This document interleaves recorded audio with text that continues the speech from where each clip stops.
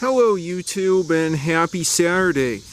It is a beautiful, dry, warm evening here in North Potomac, Maryland. You can probably hear the crickets chirping in the background. The sunset is truly glorious, as you can see here under the power lines. And it's on this beautiful evening, before this beautiful sunset, that I'd like to share with you my 2,500 mile riding update on the 1981 Panasonic Sport 1000 Sport Touring Steel is Real road bike. I've done quite a bit to the bike since my last update, which I believe was either 1,500 or 2,000 miles in. Probably the most obvious thing is I replaced the tires. I wore out the old Kenda K35 K-Guard puncture protection tires and replaced them with some skin walls from quite a familiar company.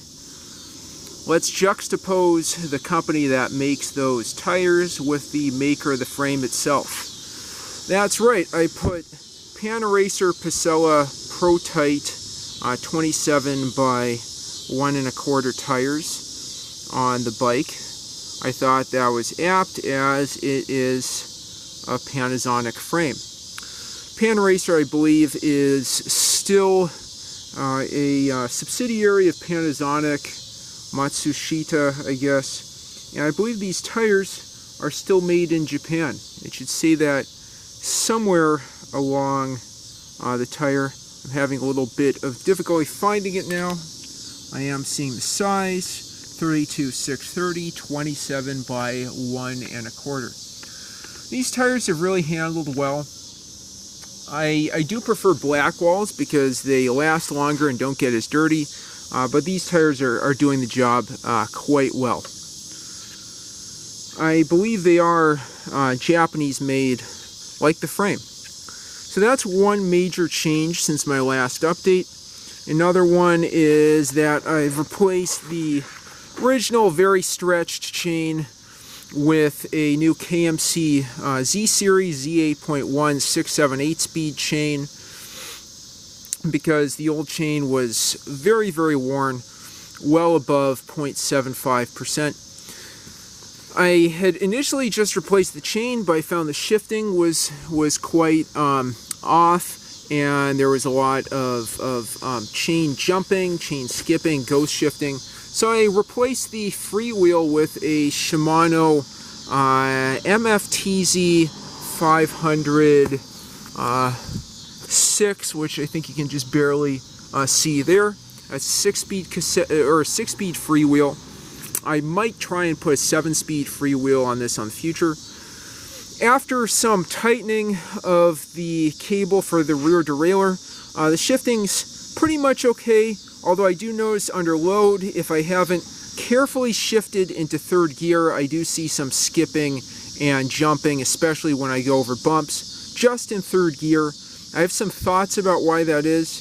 I wonder if just third gear is the point where cable tension is such that it takes a lot of pull to get into third gear, and it's easy to overshoot the gear because of the cable tension, and also potentially because of the cable tension and the fact that the Shimano RS rear derailleur doesn't have a B-screw, that in third gear there's enough of a gap between the chain and the gear that the chain is more susceptible to jump.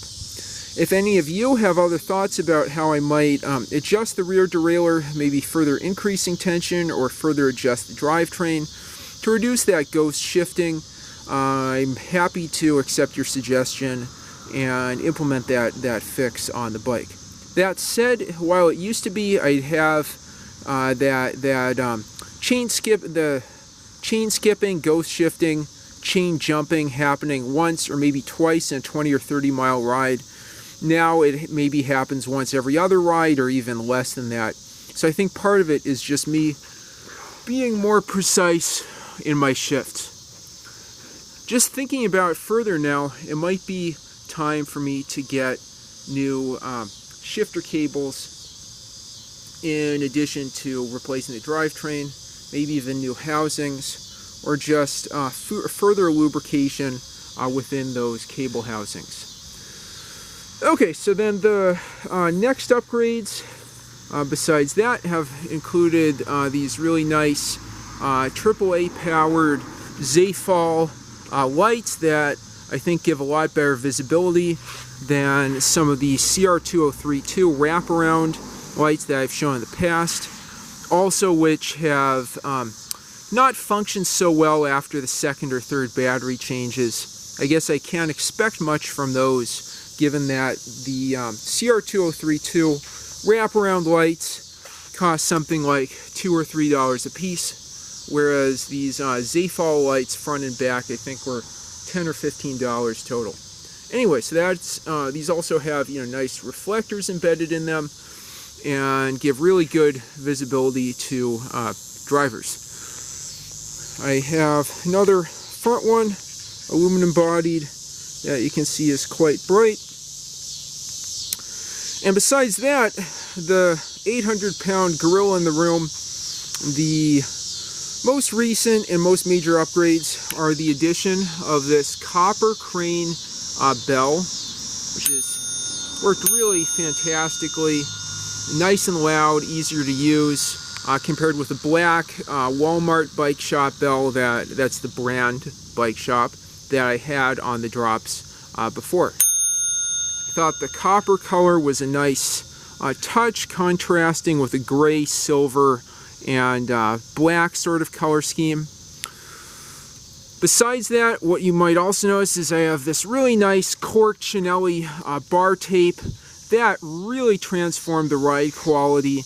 It's far better than that stretchy electrical tape like wrap that was on here before, which interestingly enough I found in when I replaced it in Rockville Bike Hub at open shop hours to have no adhesive backing at all. Steve Andruski told me that that kind of tape never had adhesive, and he would know from riding bikes contemporary to this one that is from 1981. So that said, this Cinelli cork, I forget if it's EYA or EVA, I think it's EYA. This cork synthetic bar tape has been a real upgrade, really improved the ride quality. I haven't put hoods on the brake levers. Hoods on the brake levers, but I have wrapped around a spare piece of bar tape, and that's also further enhanced the ride quality. Anyway, now I barely feel bumps transmitted through these thin chrome Kusuki Maize steel bars. Anyway, so that's a really big upgrade.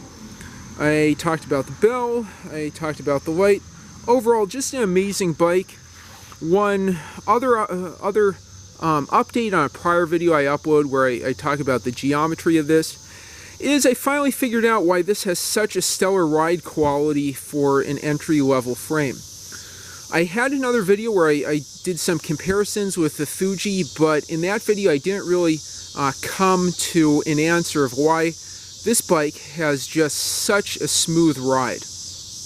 When I looked at this, before measuring it carefully, based on the gap here, I thought it was a 52 centimeter frame, but it turns out that it is indeed a 21-inch, 54 centimeter frame, not a 48, 50, or 52 centimeter frame. Just the top tube is 23 inches instead of 21 inches, and I believe the down tube is also 23 inches. Those extra 2 inches, that longer top tube compared with the Fuji, makes this have more of a touring bike ride quality. And I think that is why I've just felt so comfortable riding this over long distances. Right before I made this video, I rode this 43 miles out through Lay Hill and Wheaton, and felt great as typical. So that's the answer for why this entry-level, straight gauge, high 10 gas pipe frame has amazing ride quality for what it is. Another thing I'll add to that is compared with a Fuji, I notice that possibly due to longer chainstay length, I don't get as much heel strike against the panniers. Another thing could just be the way the panniers here mount and the relative size of them to those on the Fuji. So I'll have to look at that a bit further. But anyway, with all that said, I hope you appreciate this 2,500 mile update. I've ridden this bike now 2,850 miles, and I look forward to 3,000, 4,000, and 5,000 mile updates. It's really served me well and had incredible bang for the buck. And with that, I hope you enjoyed this video. If you have any thoughts, questions, comments, or suggestions, please leave them in the comments down below. And if you like what you see, please like and subscribe as always. Thanks so much for watching, and have a great one.